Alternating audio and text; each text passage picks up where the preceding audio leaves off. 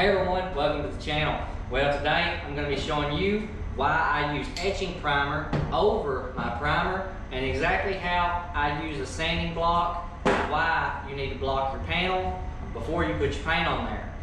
Alright, let's go ahead, dive right in. I'll show you exactly why you put etching primer on there and exactly why you need to block your primer before you shoot the paint. A lot of people assume that once they put their body filler on and they primed it, that they can just sand it down, to scuff the primer down, and then shoot paint on it and it'll look fine. You want to make sure that the panel looks good before you put the paint on it. So I'm going to explain to you exactly what block sanding is. Well, when you have your panel as close as you can to perfect, and you put your primer on there, what you'll do once it dries is use that etching primer. And you want to get the etching primer and spray that on your panel. So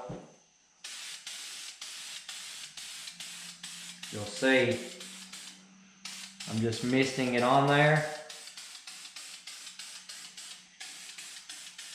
just like so. Now once that primer is dried, you can use your block sandpaper on your block and then sand it down. But we're going to show you exactly what you're trying to achieve when sanding it down. Now any low spots that may be in this panel, you will easily be able to see because this black will show through. Anytime you take off a top layer and get down further, any little imperfections will show through. So let's go ahead and give you an example of that. Now here I have my door. I've already put down my etching primer. From here all the way down to here, this was body filler. All right here in this section right here, just to make sure that it's smooth because it had some buckles in it. Well, right here I have my DuraBlock. I also have 180 grit sandpaper wrapped onto my block. So by taking it and moving it in cross motions like this, not only are you getting the panel straight this way, but you're also getting it straight this way. So we'll show you an example here.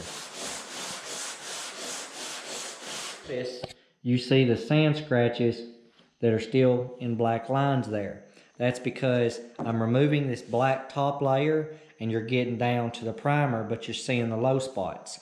So by blocking, once all the black is gone and it's all gray primer all the way across, you know you've been able to block out any imperfections and all those scratches will be gone. So now let's continue doing our blocking.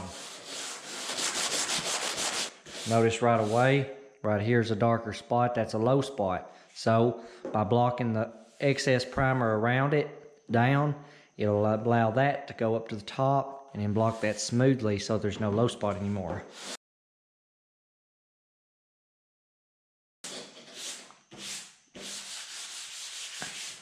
Now you're starting to tell where some of the lower spots may be in the filler or in the panel itself.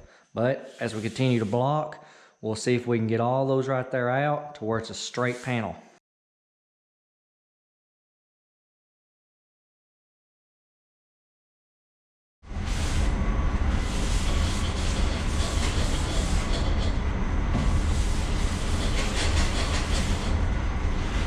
Now after block sanding, you'll notice there is a little black pinhole there, there, and there.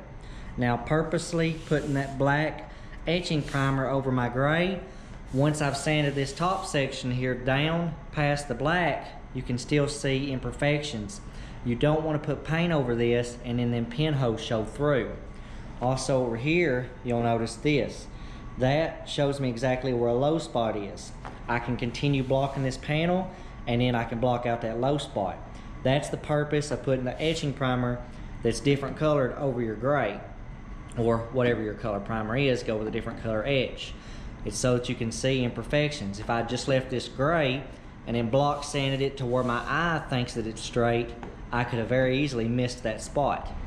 So that's exactly why you want to put a good thick layer of primer on your panel and then use a different color etching primer over top of that primer. So that whenever you do use your DuraBlock, which is your flat block, and your sandpaper, you can get past that different color into your primer, and any imperfections that's in your panel, you'll definitely be able to see those before you shoot your color on your panel. Because nobody wants to do a lot of work on a car, getting it as perfect in their mind as they think it could be, and shoot some paint on there. Next thing you know, you'll see a little ding or a place that's imperfection, and it'll just make you sick to see it. I've done it before, and I've learned my lesson. That way, you know when you put paint on your panel, it's gonna be just as pretty as the work you put into it. But that's it for this tip of the day. I appreciate you guys for watching the channel and subscribing. Hit the notification bell if you want to see any more quick tips or videos of future projects. But thanks for watching, and I'll catch you on the next video.